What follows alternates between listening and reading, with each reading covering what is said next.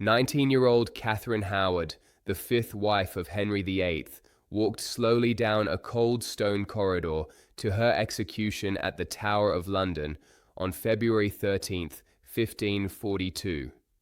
The night before, she had asked for the execution block to be brought to her cell to practice how to position her head. This disturbing gesture revealed her desperation, as she was a young woman who had been Queen of England just 18 months earlier. To understand her downfall, one must look back to 1540. At 49 years old, Henry VIII had just annulled his marriage to Anne of Cleves, his fourth wife. The king was overweight, suffered from a suppurating leg ulcer, and was embittered by his matrimonial failures, making it seem unlikely he would marry again. However, he then met Catherine, a lady-in-waiting to his former wife and niece of the powerful Duke of Norfolk. Catherine Howard had no royal blood or refined education. She had grown up without her mother and was sent to live in the household of her grandmother, the Dowager Duchess of Norfolk, where supervision was nearly non-existent. In the Duchess's chaotic mansion, where dozens of young nobles received basic education, the girls slept in a communal dormitory known as the Maiden's Chamber. It was there that Catherine, at just 13, had her first romantic encounter with her music teacher, Henry Manx. The two exchanged caresses but never consummated the relationship. Catherine later confessed that Manx touched her intimately, but she was too young to understand the danger she was in. At 15, Catherine began a more serious relationship with Francis Dereham, her grandmother's secretary. Witnesses reported that they called each other husband and wife, and often met in the dormitory after curfew. These youthful secrets seemed buried when Catherine arrived at the royal court in 1539. Beautiful and vivacious, Catherine immediately captured the old king's attention. Henry, enchanted by her youth and gaiety, called her his rose without a thorn and jewel of womanhood. The marriage was celebrated on July 28, 1540, just 19 days after the annulment of his marriage to Anne of Cleves. The king, rejuvenated by love, showered Catherine with luxurious gifts, jewels, dresses, and properties. During the first months, Catherine appeared happy, organizing festivities and dancing for the king, but behind her smile lurked a dangerous secret. Henry, despite his passion, was an old and sick man whose ulcerated leg emitted a repulsive odor. He needed to be carried in a special chair. For Catherine, an intimate life with the king was, at a minimum, unpleasant. The contrast between her elderly, repulsive husband and the gallant young men at court could not have been greater. Temptation came in the form of Thomas Culpeper, a handsome courtier and gentleman of the king's privy chamber. They began exchanging glances, then notes, and finally secret meetings. Jane Rochford, Catherine's lady-in-waiting and sister-in-law of the executed Anne Boleyn, facilitated these dangerous encounters. The same woman who had testified against Anne Boleyn years before now placed another queen in mortal danger. Meanwhile, rumors about Catherine's past began to circulate. Francis Dereham, her former lover, appeared at court demanding a position in her royal household. Terrified, Catherine made the fatal mistake of giving Dereham the position of secretary, hoping to silence him. This decision only served to bring danger closer. In the summer of 1541, while the king and queen were traveling through northern England, the meetings between Catherine and Culpeper intensified. Jane Rochford arranged empty rooms in the mansions where the court stayed, allowing the queen and her lover to spend hours together while the king slept.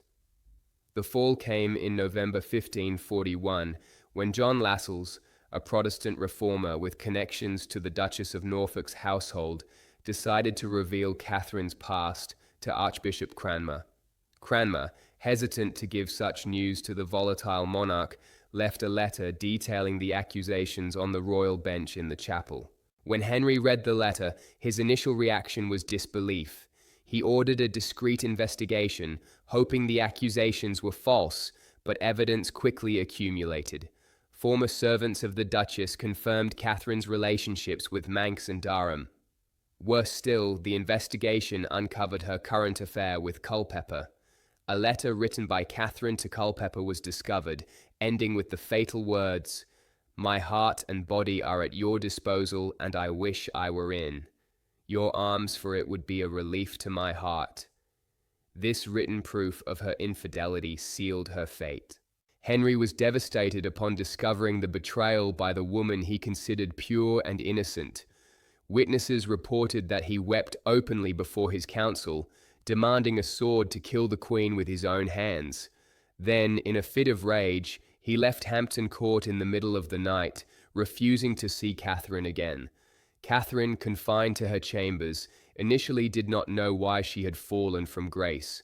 When informed of the accusations, she tried to run through the palace corridors to beg the king for forgiveness, shouting his name. Guards stopped her and took her back to her chambers, which were now her prison. On November 7, 1541, Catherine was stripped of her title as queen and transferred to Sion Abbey. During interrogations there, she confessed her premarital relationship with Dereham, but vehemently denied committing adultery with Culpeper. Her denials were not enough. Dereham and Culpeper were arrested and tortured. Under torture, Culpeper admitted to desiring carnal knowledge of the Queen, but never explicitly confessed that they had consummated the relationship. The two men were executed in December. Culpeper, being noble, had the privilege of beheading, while Dereham suffered the full punishment for treason, hanged, disemboweled, and quartered while still conscious. In January 1542, Parliament passed an Act of Attainder against Catherine, condemning her for treason without a formal trial. The law declared that it was treason for a queen not to reveal her sexual past to the king before marriage, and also that a queen could commit treason simply by the intention of adultery. Catherine, now barely 17, remained detained in the Tower of London for days, awaiting the king's final decision. Henry, still deeply hurt, signed the death warrant. In the days leading up to her execution, Catherine reportedly practiced repeatedly how to place her head on the block, a desperate attempt to die with dignity. On February 13, 1542, the scaffold was prepared in the same area where Anne Boleyn, her cousin, had met her end 6 years earlier. Unlike Anne, who died with dignity and eloquence, Catherine Howard was almost delirious with terror. Witnesses reported that she had to be practically carried to the scaffold, her legs giving way under the weight of fear. Her last words were simple: "I die a queen, but I would rather die the wife of Culpeper." She then asked the executioner to hurry, and a single blow of the axe separated her head from her body. Henry's Rose without a Thorn was beheaded before reaching 20 years of age.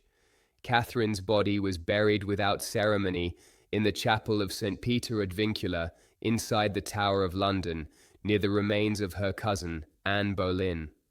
Henry forbade official mourning, and all portraits and symbols of Catherine were removed from the royal palaces. What is Catherine Howard's legacy? She is often relegated to a footnote in history as the foolish, unfaithful wife who deserved her fate. A deeper analysis reveals a complex tragedy: a teenager without proper guidance, married to a man 33 years her senior who was sick and temperamental, and surrounded by courtiers who saw in her only a means to advance their own ambitions.